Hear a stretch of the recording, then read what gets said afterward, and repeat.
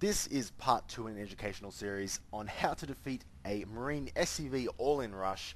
I am Benji and I am playing here the purple Terran player, showing you how to do it. I honestly learnt Terran for this, so please forgive any mistakes I do as far as macro, that kind of stuff. I can just imagine someone sending me a tell going, you know, if you get your barracks one supply later, you can do this and that.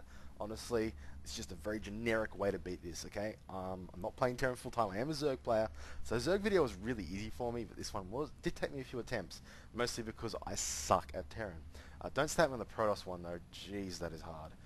Anyway, so Captain Jack has been doing this rush on people, and they have not been able to stop it. In fact, I don't even know if they've been able to scout it yet. So this is going to show you what to look for when scouting, and how to defeat it if you are a Terran player. If you're the Zerg or Protoss, watch the other two videos. The Protoss one hasn't even been done yet. Like, literally, the Zerg one's uploaded at the time that I'm saying this. The Protoss one, we haven't even done the replay yet. So, might be a little bit of a delay on that one. I'm sorry, but Protoss is difficult to learn. And the friend that I'm doing this with, by the way, his name is Boris. He is a hero. Give him shout-outs if you have the time. He was having disconnect issues, so we get like 6 minutes in the game, he'd send all these guys down to my Protoss base. I'm like, yes, ready from insane micro to defeat this, and bam, you go offline. That is really frustrating. So what I'm aiming for here though, as Terran, I could just go 5 racks and just build more Marines, and then, oh my god, put one bunker down, all of a sudden I have an advantage.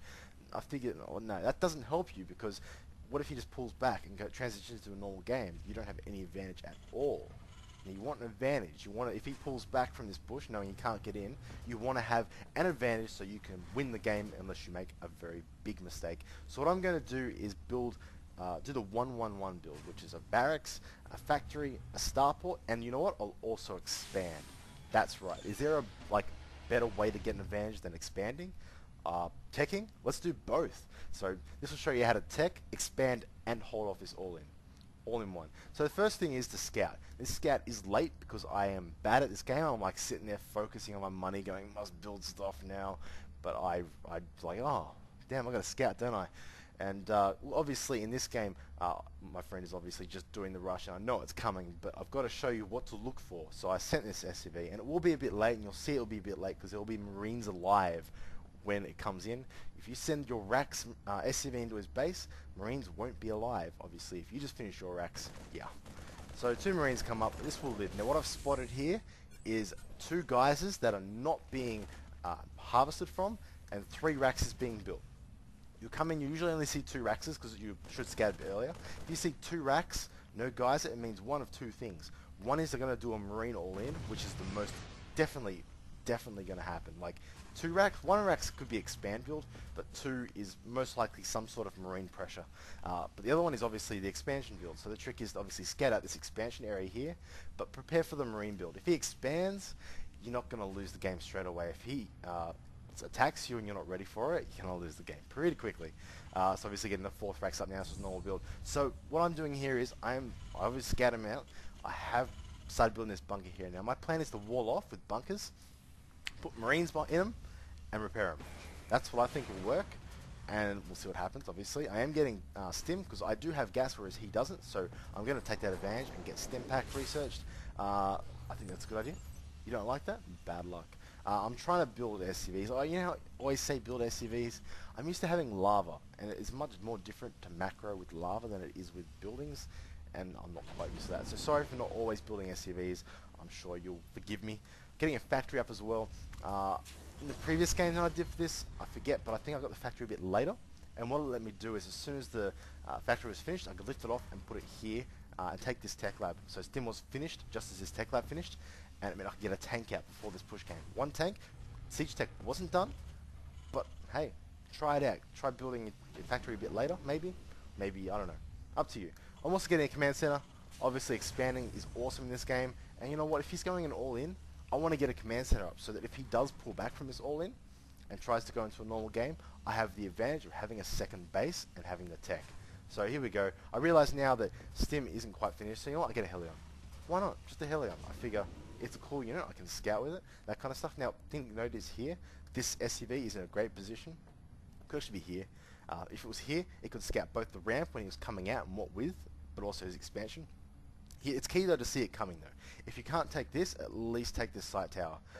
That way you can see when the push is coming. You need to have preparation on it. Here it comes now. Let's have a quick look at what I've got. I've got a wall in, almost got 2 full bunkers. In fact, this Marine here will fill up that last bunker. I have stim ready, I have a Helion out, and I have SCVs here now. As he's coming now, one thing to keep in mind, as soon as you see it come out, if you see that much stuff, pull SCVs straight away. The previous attempt I actually failed it because I pulled the SCVs when the units were here, and they wouldn't get to the bunkers fast enough. The bunkers all died, and then I lost. So the trick is to keep the bunkers alive through this. So I've just gone overboard with, how many SCVs is that? Yeah, that's like 10 SCVs. Overkill, but you need it. Just remember to turn on auto repair. It is off by default. Here comes the push now. We'll see what happens. Obviously, he's getting a bit close.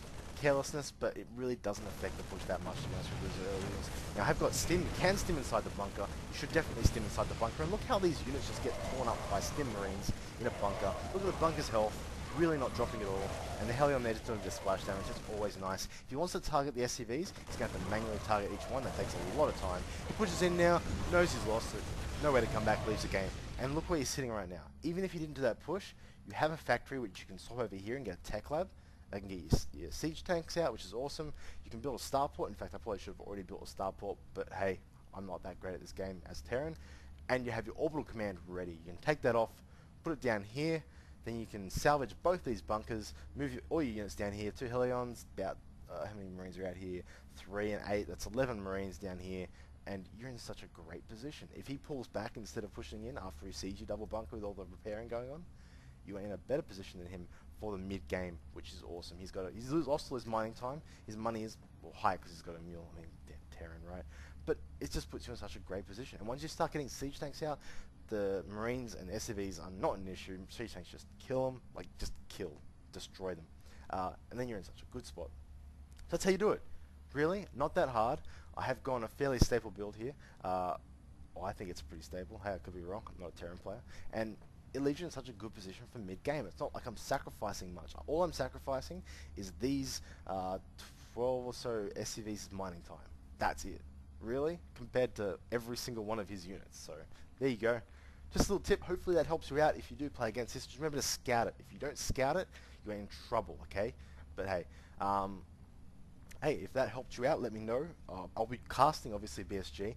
If you are there, and I do cast your game against Captain Jack, and you do this against him, I will be taking all the credit for it, so thanks in advance.